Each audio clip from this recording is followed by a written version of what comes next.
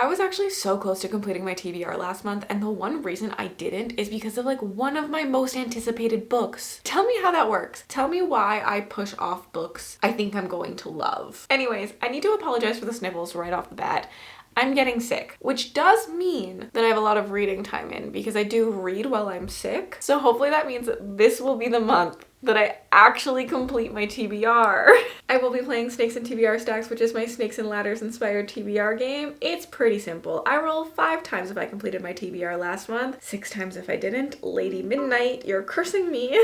And if I land on a snake, I have to add another roll and I go down the snake. And if I land on a ladder, it's a reward prompt and I go up the ladder. I love to gamify my reading. It keeps me reading, it keeps me excited. So I have so much fun with this. And let's get right into roll 1. Let's not waste any time today. Last month we ended on gods, so we start there for roll 1.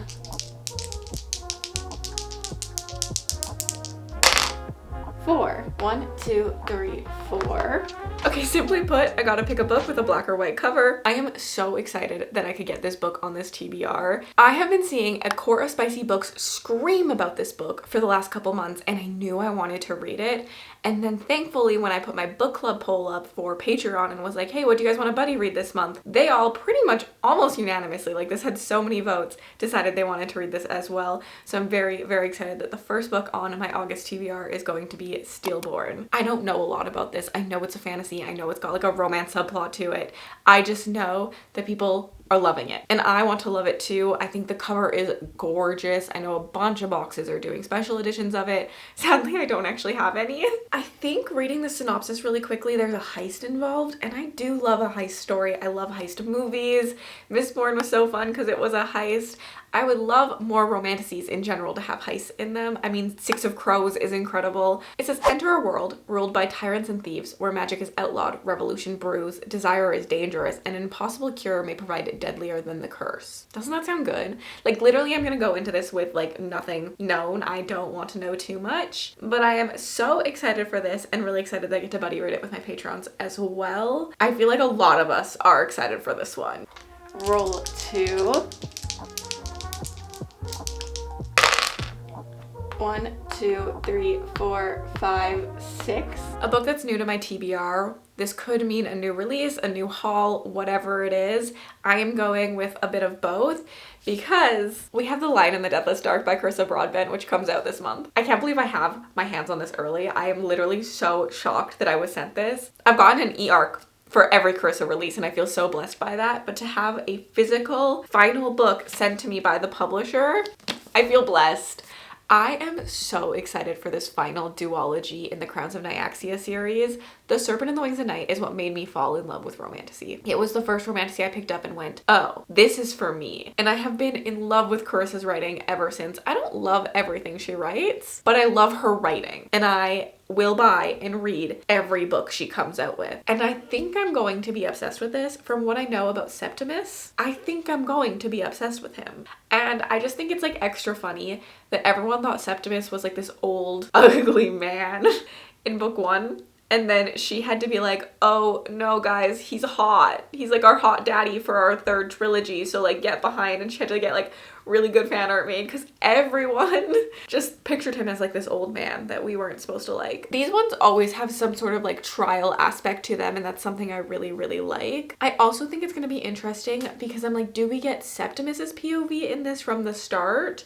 I'm assuming not. I'm assuming we get the female main character, but it's interesting that like we don't know who she is. I mean, she's in the synopsis, so we do know who she is, but like we knew going into this duology that it was Septimus's duology, but we didn't know who the girl was, but we've already met him. Okay, yeah, they're hunting down ultimate marks, all while navigating a web of prophecies and curses.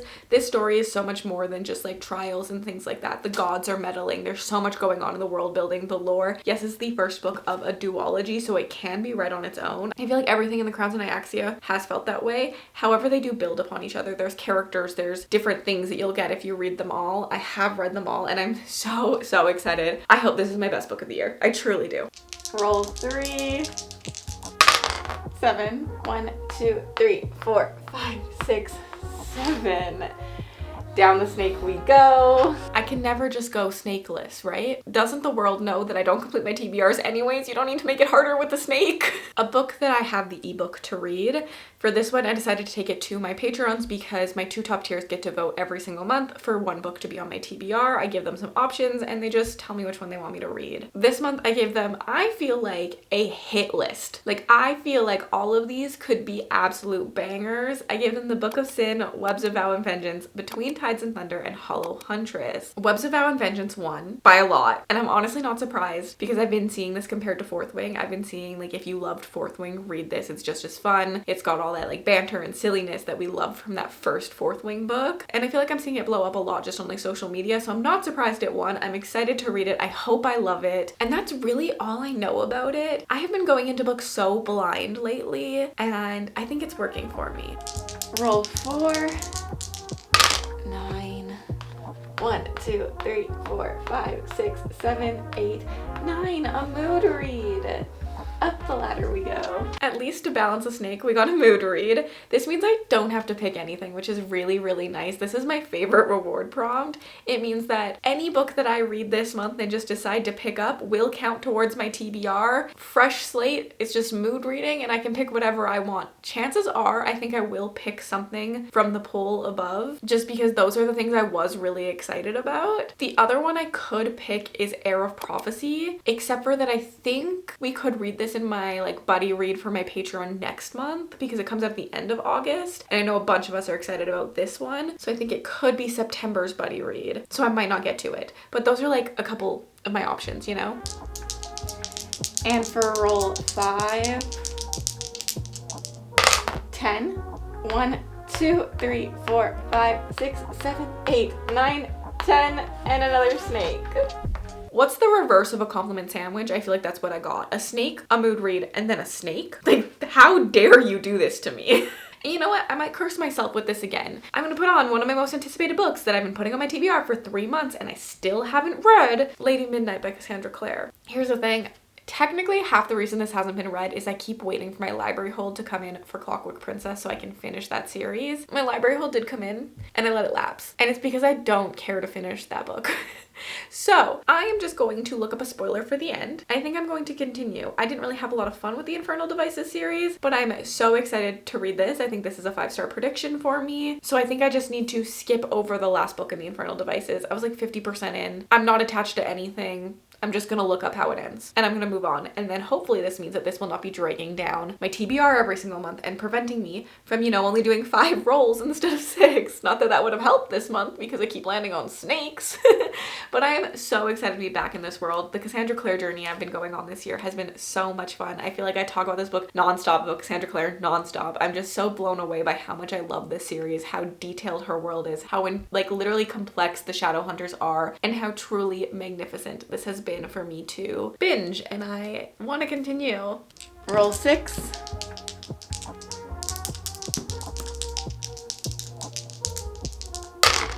4. 1, 2, 3, 4. Audio again. And another snake. This is a cruel twist of fate. Audio again and a snake again. I am gonna go easy on myself for once. And I think I'm gonna put 2 options for me, and whatever one I read will just count. I would love to get back into the Legacy series by Melissa K. Rowick. I have been waiting to read book 3. I've been technically waiting to buddy read it with Lexi, but she and me cannot be held accountable to reading things on time apparently, especially romantasy.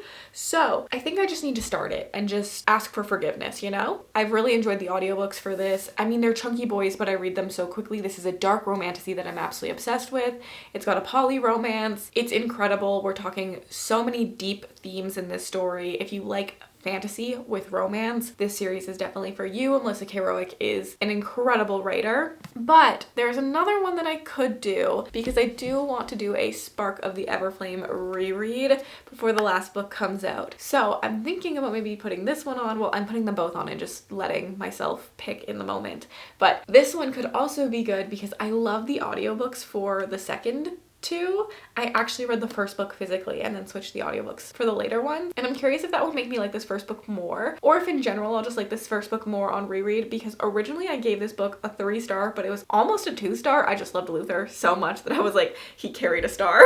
And then I love book 2 and 3, and they're some of my all-time favorite books, like 5 stars. So I'm like, I wonder if now I will like this more. DM just really aggravated me in this story. But now that I know things, I'm really curious if I will like it. I don't reread a lot, but I just know it's been so long, and to give myself the best option of loving the final book the way I loved books 2 and 3, a reread could go a long way. So I really should prioritize this, because otherwise it'll probably escape into the atmosphere. Okay, roll 7. 5. 1, 2, 3, 4, 5. A wild. I feel like I'm getting whiplash with this board. A wild card. Okay, so wild means I do have to pick it, but there's no restrictions. It can be whatever I want to read. I think I'm gonna pick up the novella in the Cadence of the Fallen series. I actually read book 1 last month, and technically book 2 was like one of my first books of August. I'm filming this a little bit late. I'm going to put the novella, which is the male character's backstory, and I just have a feeling I'm going to cry myself to sleep reading it because it's gonna hurt so good. I'm obsessed with this series. I am so in love with it. It's so well written. Again, if you're a fantasy lover, this is what you need to pick up. The world building, the lore, the prophecies, the nuanced discussions, the character work. All of this is so good. The friendships, the found family. I'm so obsessed with the series. Me reading a novella really says so much. I'm not a novella person. I live for the plot of the story. I'm invested into what's going on in the plot along with the characters. I'm not normally someone who goes and reads just like random novellas, but I have been thinking so much about these characters since I finished Ballad yesterday. And I just want to go back into the world. I just want to be with them. I want to learn every little thing about them. I want to experience their heartbreaks and their highs, and I just want to read this again. So I have a feeling that this will be what I read. Roll 8. 9.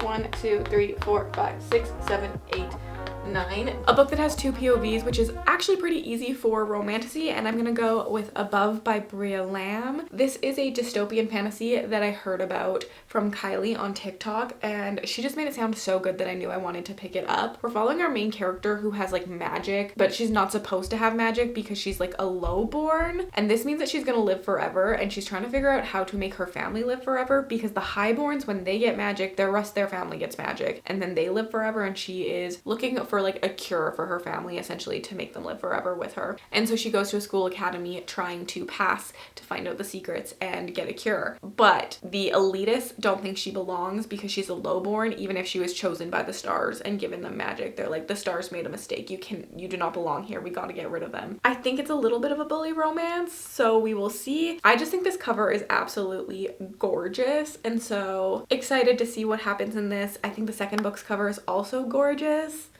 Yeah, I don't know. This is gonna be my dual POV. And roll 9, and hopefully our last roll, but I'm in snake territory. 7.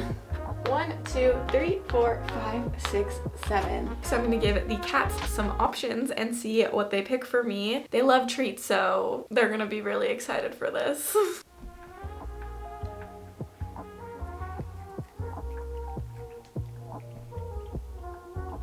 Okay, I put Arcana Academy in there to be the sequel actually, because I do need to read the sequel for this. It was actually my book club book last month for Patreon, and I haven't gotten to it yet, so I need to do that. The people in the book club have been writing reviews for it, and everyone has been enjoying it. And for someone who has been cursed by my sequels this year and been very scared to pick up sequels because they're not living up to my hype, seeing these like 4 and 5 star reviews come in has me really feeling good about it. So I'm really excited to read the sequel. Arcana Academy was very unique in its tarot magic and what it was doing, and I really enjoyed it. I think Elise Kova is a phenomenal writer. I've loved a lot of stuff from her. So very excited to get back into this world, see where that mystery left off, see more about the magic system, see a little bit more of our romance and like marriage of convenience stuff. You know, I'm just really excited to get into this and happy the cats picked it for me. I think there were banger choices down there, so they couldn't have picked wrong, but I am actually really happy they picked this one because I know I need to read it anyways. 9 books on my TBR feels like a lot of of books, but I'm hoping I can do it. I think I can do it. I read 5 last month pretty effortlessly actually, which hopefully means my reading is coming back, but also I think it's because I was really into the books I was reading. So wish me 5 stars, wish me 4 stars, wish me good vibes. Wish me those. I want them. Don't leave me emoji, just comment good vibes. And let me know what's on your August TBR, and if you'd like to continue hanging out with me, I'm gonna leave the vlog where I read A Requiem for Fallen Stars on the screen because I need everyone to read this and hear me gush about this book.